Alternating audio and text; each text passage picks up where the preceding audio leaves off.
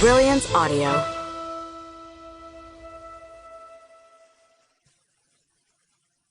A Long Shadow by David Beckler, performed by Aniwa Bawachi. Chapter 1. Antonia winced as the shorter woman ploughed through her blonde opponent's jab and landed 3 blows to unprotected ribs before catching her with an uppercut. The blonde fell to one knee, blood streaming from her mouth. The amateur recording of Antonia's next opponent wobbled, but even through the TV screen, Antonia could sense the shorter woman's fury. She imagined the same fists ripping into her ribcage as Milo paused the footage. Milo waved the remote at the screen. "See her lining up the uppercut? She dropped her left. A right hook and she's history," Darius said. "And she so telegraphed it." "You'll take her easy, Antonia," Milo assured her. "She's only 170, so you've got height and reach on her." Light glinted off his shaved skull, a huge brown cannonball. "We've got 3 weeks to sharpen you up." He grinned and winked at her. Her mouth looked dry. Antonia didn't reply. It was easy for them. Most of the Decker brothers' opponents gave up when they saw either of the monsters across the ring and spent the fight keeping out of their way. Milo killed the screen, and Darius said, "Want to lift home?" "I'll walk." She rose out of the shabby armchair in the small TV room at the side of the gym, picked up her backpack, and headed for the door. "Thanks, guys." The empty gym smelt of sweat and liniment. Darius had lowered the lights and the heavy bags cast long shadows across the wooden floor.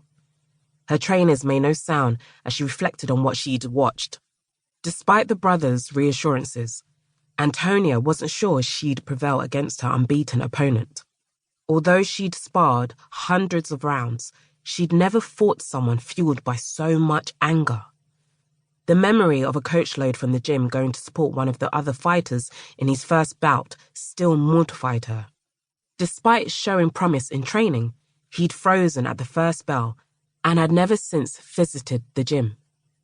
The fear she'd do the same haunted her. Outside, she hesitated. Normally high on the endorphins after a workout, tonight a sense of dread weighed on her. Only the brothers' battered silver Land Cruiser remained in the gloomy car park, and she paused beside it. She could say she'd changed her mind. "Don't be a wuss, Antonia." She shouldered her backpack and set off for home. The familiar route seemed different tonight. The darkened industrial buildings lining it appearing sinister. She shivered and hurried between the pools of light surrounding the scattered lampposts. Icy air infiltrated layers of clothing, and she promised herself a mug of hot chocolate when she got home. Cheered by the prospect, she walked faster. Instead of fading, the sense of unease grew stronger. The fight isn't for 3 weeks. Forget it and pull yourself together. Angry voices called out ahead, and she faltered. The sounds came from an opening on her left. She glanced up at the nearest camera, for the first time welcoming its intrusive surveillance. As she approached, she saw that the opening led down a narrow potholed lane. In the shadows, 30 meters away, 2 jeering men bent over a bundle on the ground. One of them kicked it. An old man cried out in pain.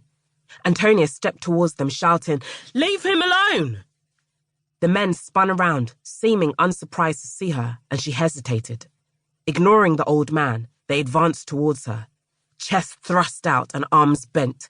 They looked huge and hostility flooded out of them. "Oh, hell, you've done it now." 10 meters from her, the men halted. In their mid-20s, both stood over 180 and although not athletes, looked like they could take care of themselves. The one at the front leered. "Leave him alone, or else." A gust of wind carried the odor of beer and curry from them.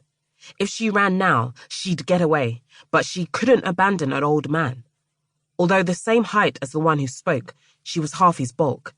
A sudden movement from the other one made her heart jump until she realized he was pointing behind her.